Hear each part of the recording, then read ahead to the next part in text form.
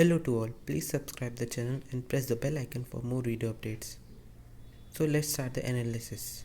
And today is 15th May of 2020 and it's a Friday. So let's start the first news and its analysis. Migrant workers to get free food grains. ये तो आप देख ही रहे होंगे कि सरकार steps ले रही है कि माइग्रेंट वर्कर्स को फूड ग्रेन्स फ्री में दिया जाए। जैसे प्रधानमंत्री कल्याण योजना के द्वारा दिया जा रहा है, उन लोगों को गेहूँ दिया जा रहा है 5 किलो और 1 किलो वो दाल दी जा रही है। वो सब आपने देखा ही है, वही उसी बारे में ये पूरा आर्टिकल है, पूरी न्यूज़ दी गई। 3,500 crore of second tranche of stimulus to be spend on allocation to those without ration cards. उन लोगों को, माइग्रेंट वर्कर्स को भी दिया जाएगा ये फूड ग्रेन जिनके पास राशन कार्ड नहीं है, क्योंकि कुछ लोग एक स्टेट से दूसरे स्टेट में चले जाते हैं काम करने के लिए और वहीं बस जाते हैं और अभी तक ये पैंडमिक के कारण वापस नहीं आ पाए अपने घर, तो उन लोगों को भी ये दिया जाएगा। To provide free food grain for the next 2 month to migrate worker who do not have ration cards. वही सब की कहते हैं उन्हीं फूड ग्रेन दिया जाएगा जिनके पास राशन कार्ड नहीं, उनको भी दिया जाएगा। और उसके लिए सरकार ने 3,500 करोड़ स्पेंड किए हैं। Estimated 8 crore migrant workers who had been housed in government and privately run relief camps across। ऐसा माना जाए कि लगभग 8 करोड़ लोग हैं ऐसे जो क्या कहते हैं गवर्नमेंट या प्राइवेट रिलीफ फंड कैंप्स में रह रहे हैं। Economists said this intervention was too late and that the free food grain provision। Economics का मानना है कि ये प्रोविज़न बहुत लेट लाया गया है, इसको पहले ले आना चाहिए था जब पैंडमिक आया था, क्योंकि कुछ वर्कर्स वापस चले जा चुके हैं और उनको काफ़ी दिक्कतों के कारण ही वापस हो सब गए। फिर आता है ये extension of credit facilities for urban housing, street vendors and farmers and an interest subvention scheme for small business. कि वही इसी की अर्बन हाउसिंग के लिए स्ट्रीट वेंडर्स और फार्मर्स को क्या कहते हैं इंटरेस्ट सबवेंशन स्कीम के द्वारा दिया जाएगा। जैसे कि नहीं होता है कि बैंक उससे लोन लो तो क्या कहते हैं कुछ पैसा, कुछ परसेंट उस लोन का जो इंटरेस्ट लेते हैं, जैसे 7% लोन लिया, 7% इंटरेस्ट लगा तो उसमें 3% बैंक रखती है और बाकी क्या कहते हैं 4% सेंटर को देती है। वही ये इंटरेस्ट सबवेंशन स्कीम है, वही यही होता है। इसमें ये भी लिखा है प्रधानमंत्री गरीब कल्याण योजना जो 27 मार्च को लॉन्च की गई थी, उसके द्वारा ये जो माइग्रेंट वर्कर्स हैं उनको 5 किलो क्या कहते हैं पर पर्सन चावल और गेहूं दिया जाएगा और 1 किलो दाल दी जाएगी। अप्रैल से जून तक 80 करोड़ लोगों को जिनके पास राशन कार्ड है, ये क्या कहते हैं नेशनल फूड सिक्योरिटी एक्ट के अंदर दिया जाएगा। ऐसा इसमें लिखा गया है। ठीक, अब देखते हैं नेशनल फूड सिक्योरिटी एक्ट क्या है। नेशनल फूड सिक्योरिटी एक्ट ये गवर्नमेंट ऑफ इंडिया को ने लॉन्च किया था 2013 में। It is responsible for provision of subsidised food grains to the population. क्या कहते हैं सब्सिडाइज फूड ग्रेन पॉपुलेशन को देने के लिए, कि लोगों को देने के लिए। इस जैसे स्कीम जैसे नहीं mid day meal scheme, MDM, public distribution system और इंटीग्रेटेड चाइल्ड डेवलपमेंट सर्विसेज, ये इस एक्ट के अंदर आती हैं। The act is been implemented by all the states and union territories. ये हर स्टेट या यूनियन टेरिटरीज में इम्प्लीमेंट किया जाता है। Coverage the state wise coverage determined by NITI Aayog on the basis of 2011-12 household consumption expenditure survey of NSSO कि वही की नीति आयोग द्वारा ये किया जाता है। This act legally entitle up to 75% of the rural population. ये लगभग 75% रूरल पॉपुलेशन और 50% पॉपुलेशन को टारगेट करता है। Under the targeted public distribution PDS about 2/3 of the population. इसमें लगभग 2/3 पॉपुलेशन कवर की जाती है जिनको ये फूड ग्रेन दिया जाए। अब आगे की न्यूज़ देखते हैं। The ration card portability scheme will allow 67 crore NFS national food security act beneficiaries. ये लगभग 67 करोड़ जो नेशनल फूड सिक्योरिटी एक्ट के जो बेनिफिशरी है जिनसे उनको लाभ मिल रहा है, उनको 67 करोड़ लोगों को मिलेगा लाभ। और 23 कनेक्टेड स्टेट्स, लगभग 23 स्टेट्सों में से जो क्या कहते हैं राशन शॉप में जाके ले सकते हैं। Allow migrant workers to access subsidised food away from their home village. जो अपने होम विलेज से दूर हैं उनको भी खाना मिलेगा। अब ये किसी भी आंसर लिखने में मदद करेगा। जैसे इस पे आ जाए कभी क्या कहते हैं आर्टिकल ये लिखना या ऐसे लिखना, तो उनमें ये पॉइंट लिखने में ये पॉइंट याद करने में ऐसे ऐसे या आर्टिकल लिखने में मदद मिलेगी। जैसे इसका पहला पॉइंट है, close to 8 crore worker who are not covered the food की वही की जिन 8 करोड़ वर्कर जो क्या कहते हैं माइग्रेंट वर्कर्स हैं जो कवर नहीं होते फूड डिस्ट्रीब्यूशन सिस्टम में, अब उनको भी मिलेगा 5 किलो गेहूँ चावल और 1 किलो चना की दाल, और पर मंथ 2 महीने के लिए। Affordable rental housing complexes plan under प्रधानमंत्री आवास योजना, कि उनका हाउस का भी रेंट जो क्या कहते हैं प्रधानमंत्री आवास योजना में जो लगता है वो भी कम कर दिया जाएगा, अफोर्डेबल कर दिया जाएगा कि वो सब दे सकें। Interest subvention worth 1,500 crore announce for मुद्रा शिशु लोन्स ऑफ अप टू 50,000। अब ये देखते हैं मुद्रा शिशु लोन क्या है। ये जो अनाउंस हुआ है मुद्रा शिशु लोन के लिए 1,500 करोड़, ये मुद्रा शिशु लोन क्या है? प्रधानमंत्री मुद्रा योजना in order to enable every last mile financial to lending credit to all types of business in the country, कि वही कि क्रेडिट लर्न करना, जैसे लोन क्रेडिट करना उस चीज़ के लिए यूज़ होती है, जैसे माइक्रो यूनिट डेवलपमेंट या रेफरेंस एजेंसी बैंक, इन सब के लिए ये यूज़ होती है। ये लॉन्च की गई थी अप्रैल 2015 में प्राइम मिनिस्टर द्वारा, और क्या कहते हैं इसका एम है to enable micro finance institution MFIs, non banking financial institution companies NBFCs and small finance banks RBR commercial bank cooperative bank to provide low rate loans, कि ये कहते हैं लोन दे सके लो रेट पे, कहते हैं जो इससे एलिजिबल हो, और देखें कि कौन एलिजिबल है इसके तो अंदर। In order to avail the benefit the person should be वो एक सिटीजन ऑफ इंडिया होना चाहिए। The loans are basically for people having a business plan in non farming sector, और वो जो लोग रहेंगे उनके पास बिजनेस प्लान हो चाहिए नॉन फार्मिंग सेक्टर में, जैसे मैन्युफैक्चरिंग में या प्रोसेसिंग में, ट्रेड में, सर्विस सेक्टर में, या और किसी क्या कहते हैं फील्ड में जिसमें क्या कहते हैं credit demand less than 10 lakh हो। The Indian citizen seeking Mudra loans under PMY will have to approach either, इनको अप्रोच करना पड़ेगा इस लोन के लिए MFI बैंक और NBFC अफिलिएट। इसके सेक्टर्स हैं लैंड ट्रांसपोर्ट सेक्टर जैसे ऑटो रिक्शा, ई रिक्शा, ये सब, और सर्विस सेक्टर में जैसे उनको खोलना हेयर या ब्यूटी पार्लर या सैलून, ये सब। और फूड प्रोडक्ट सेक्टर में मैन्युफैक्चरिंग, पापड़, जैसे पापड़ बनाने के लिए या पिकल या अचार या जैम या और किसी चीज़ के लिए बनाने के लिए, तो उसके लिए भी ये लोन लिया जा सकता है। टेक्सटाइल सेक्टर में भी हैंडलूम, पावरलूम जैसे कपड़ा वपड़ा के लिए इसमें। अब देखते हैं किसके अंदर कितना लोन आता है। Name of the type of the loan, शिशु के अंदर आता है 50,000 तक, और किशोर के पास आता है क्या कहते हैं, इसमें 3 तरह के लोन होते हैं, शिशु, किशोर और तरुण। शिशु के अंदर आता है 50,000 तक, किशोर के अंदर आता है 50,000 से 5 लाख तक, और तरुण के अंदर आता है 5 लाख से 10 लाख के बीच में।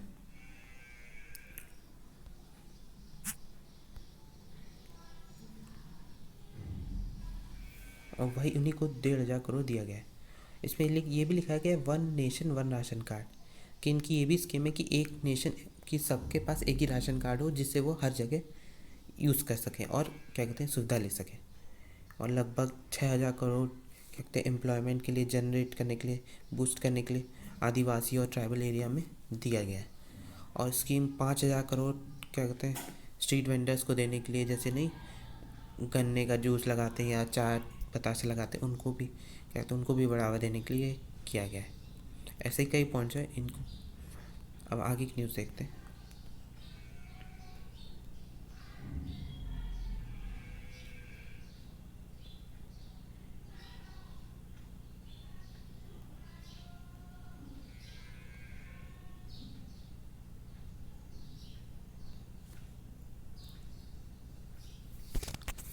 One for the poor, food grains will offer immediate relief but workers need more substances secure. कहते हैं फूड ग्रेन रिलीफ तो देगी लेकिन उसके लिए वर्कर्स को और थोड़ा प्रोसेस करना पड़ेगा। ये कोविड-19 के कारण बहुत ज़्यादा बड़ा मेजर इकोनॉमिक क्राइसिस आ चुका है, जिसमें क्या कहते हैं अर्बन पुअर इन जनरल और माइग्रेंट लेबरर दोनों को बहुत ज़्यादा प्रॉब्लम हो रही है। मैक्सिमम प्रॉब्लम इन्हीं लोगों को हो रही है। With loss of livelihood they have been pushed into penury in the places of work. जो जहाँ पे वो लोग काम करते थे वहाँ से उन लोगों को हटा दिया गया है, क्योंकि हर कंपनियां तो अभी तक बंद ही थी, अब धीरे धीरे करके खोल रही हैं, लेकिन लोग अब अपने घर वापस जाना चाह रहे हैं। 20 lakh crore economic stimulus package जो दिया गया है, उसमें फाइनेंस मिनिस्टर ने कहा है कि ये कहते हैं इन्हीं सेक्शन को की मदद करने के लिए दिया गया है, apart from small farmers, small farmer को छोड़ के। और इसमें मनरेगा में भी, Mahatma Gandhi national rural employment guarantee scheme में भी इससे मदद दी जाएगी। अ वेवियर और at least an extension of the 100-day limit पर household to would have help. क्या कहते हैं, जो एक्सटेंशन था 100 दिन का, उसको भी, उसमें भी मदद की जाएगी। और ये तो अभी हम इससे पहले भी पढ़ चुके हैं कि 5 किलो गेहूँ और चावल दिया जाएगा और 1 किलो चना की दाल दी जाएगी पर फैमिली पर मंथ के लिए और 2 महीने के लिए। इसमें the number of people receiving subsidise food grains close to the legal requirement of the, कहते हैं लगभग 67% पॉपुलेशन को ये नेशनल फूड सिक्योरिटी एक्ट के द्वारा ये दिया जाएगा। System coverage to include more people who are suffering from loss of jobs and livelihood beside migrant workers. कि सबको दिया जाएगा जो कहते हैं लॉस ऑफ जॉब के कारण है, इनकी नौकरी के ना होने के कारण है, या जिनको रहने में दिक्कत हो रही, गरीब लोग हैं, या जो बाकी दूसरे स्टेट्स हैं माइग्रेंट वर्कर्स हैं, उनको ये दिया जाएगा। One nation one ration card. वही सेम कि to allow migrant access any fair shop across the country, कि वो कहते हैं जो पब्लिक डिस्ट्रीब्यूशन शॉप्स रहती हैं जहाँ से राशन लेते हैं, राशन की दुकान, वहाँ से वो किसी भी स्टेट के हों, वो कहते हैं अपने राशन कार्ड से सामान ले सकें। ये कहते हैं स्कीम लाने की सोच हो रही है। Lockdown syndrome, quick recovery from the virus induced economic process is possible with good policies. इसमें एक ये एकदम आता है इंडेक्स ऑफ इंडस्ट्रियल प्रोटेक्शन। देखते हैं ये होता क्या है index of industrial protection.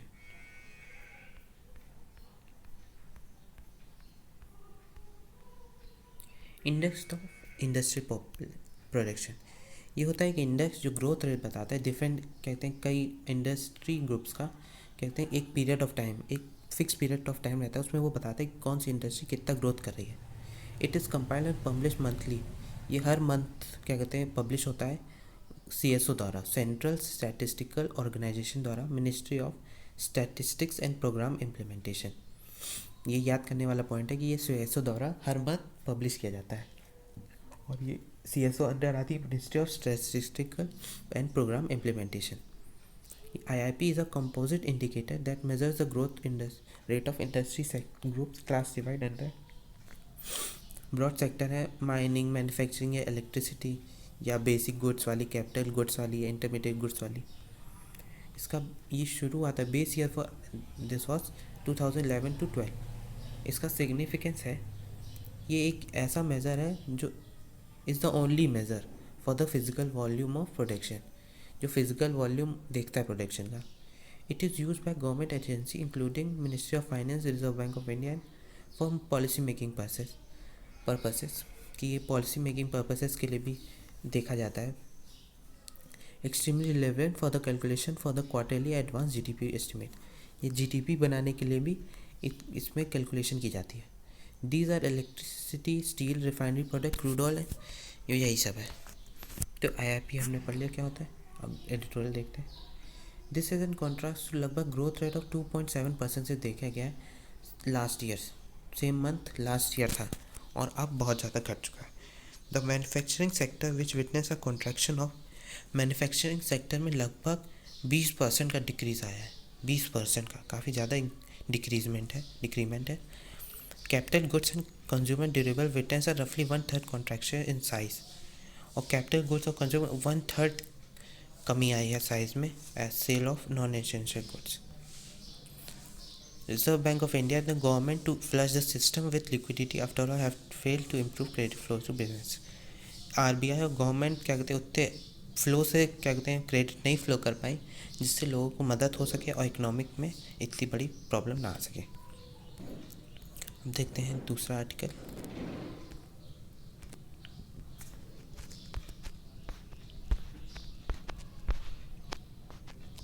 Stop the return to races fair.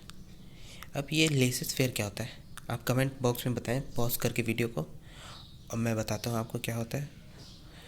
Laces fair होता है, क्या कहते हैं, जो मन किया वो करना, let it be what it it's, कि जो है उसे वैसे ही रहने दो।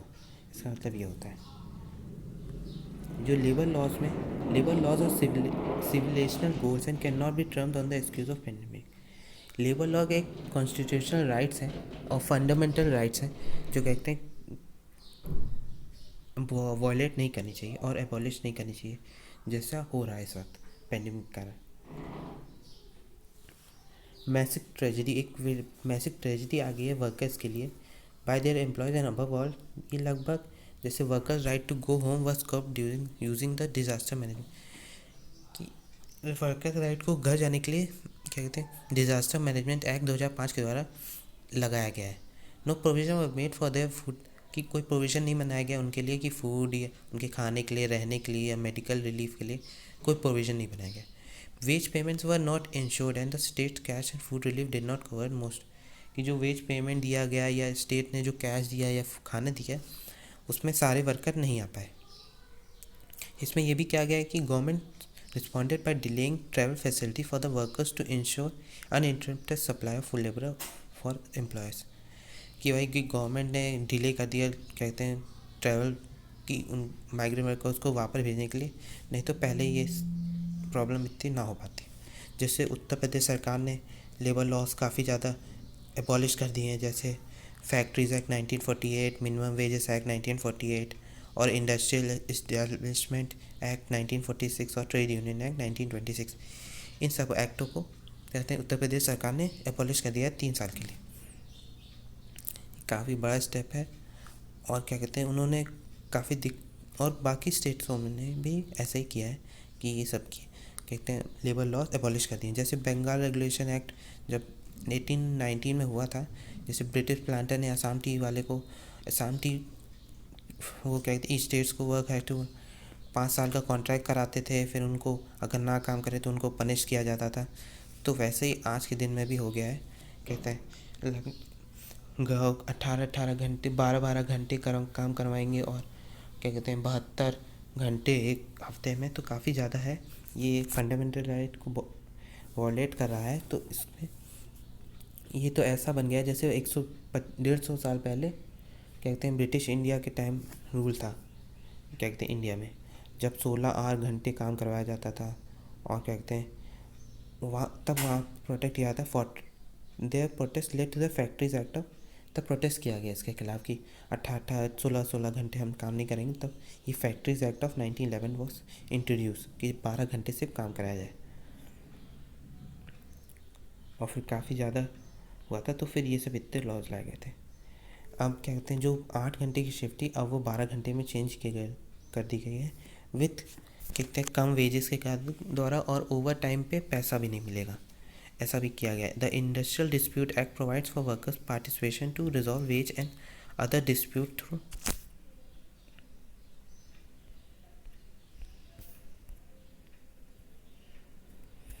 यही सब किया गया है। The minimum wages insured wages below which is not possible to subsist, यही सब बताया गया है कि इनके लेबर लॉज को कर दिया गया है। अब एक क्वेश्चन था कि लेबर आते किस लिस्ट में है, कि स्टेट लिस्ट में, सेंट्रल लिस्ट में, सेंट्रल यूनियन लिस्ट में या कंकरेंट लिस्ट में, ये आप कमेंट करके बताएं। अब इस आर्टिकल में भी दिया है कि ये आप पहले कमेंट करते हैं पॉज करके वीडियो, कहते हैं इसमें लेबर आते हैं कॉन्करेंट लिस्ट में। और क्या कहते हैं most pieces of labour legislation are central enactment, और जो लेबर कहते हैं लेबर के लॉज बनते हैं वो सेंट्रल द्वारा बनते हैं मैक्सिमम टाइम। लेकिन इस बार हर स्टेट ने अपना अलग ही लॉ कर दिया है कि क्या कहते हैं उन्होंने एबॉलिश कर दिए लेबर लॉज। ह्यूमन राइट्स ये कहते हैं ये लॉ प्रोटेक्ट करते हैं human rights covering migrant workers, minimum wages, pedantry benefit, gratuity have been suspended. ये सब जो ह्यूमन राइट्स है वो सस्पेंड कर दिए गए, जैसे माइग्रेंट वर्कर्स का और क्या कहते हैं पैसे का वो कितने मिलने चाहिए, और कि जैसे वो और भी कई चीज़ों की तरह ये क्या कहते हैं constitution does not invisible approval by the president of कि कहते हैं। और इसमें ऐसा भी है कि कहते हैं प्रेसिडेंट इसमें अप्रूवल कोई प्रेसिडेंट के अप्रूवल की ज़रूरत ही नहीं है, इसलिए हर स्टेट ऐसा कर लिया है। इस आर्टिकल में इतना ही था। State can not be left to the centre's mercy,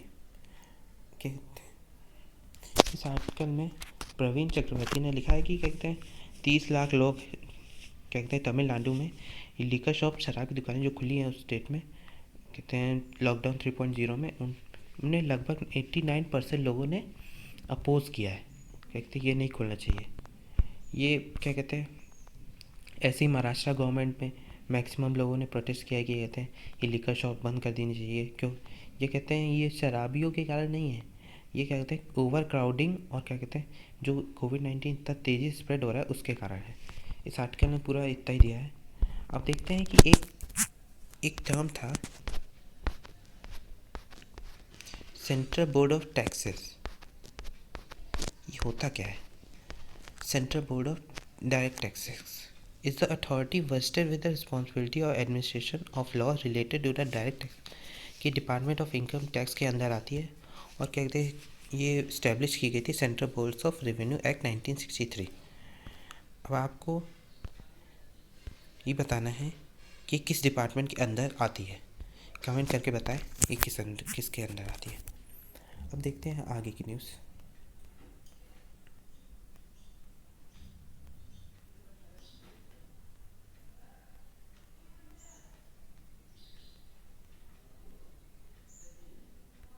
हाँ, CBDT notified reduction in TDS and TCS।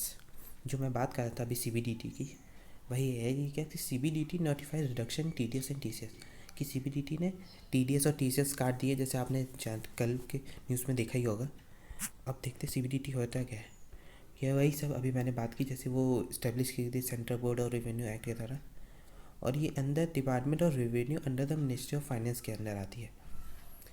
ये इसमें एक चेयरमैन होता है और 6 मेंबर्स होते हैं। ये डील करता है income tax, revenue, legislation and computerisation, audit and judicial investigation, personnel and vigilance. और ये फंक्शन होता है CBDT का कि कहते हैं यही सब की टैक्स रेट में चेंजमेंट के लिए, फॉर्मुलेशन ऑफ कई तरह की पॉलिसीज़ फॉर्मुलेट करने के लिए, या क्या इनकम टैक्स डिपार्टमेंट को सुपरवाइज करने के लिए, इन सब के लिए यूज़ की जाती है। सो that's all for the today. Thank you very much, and please like the button and please press the like button.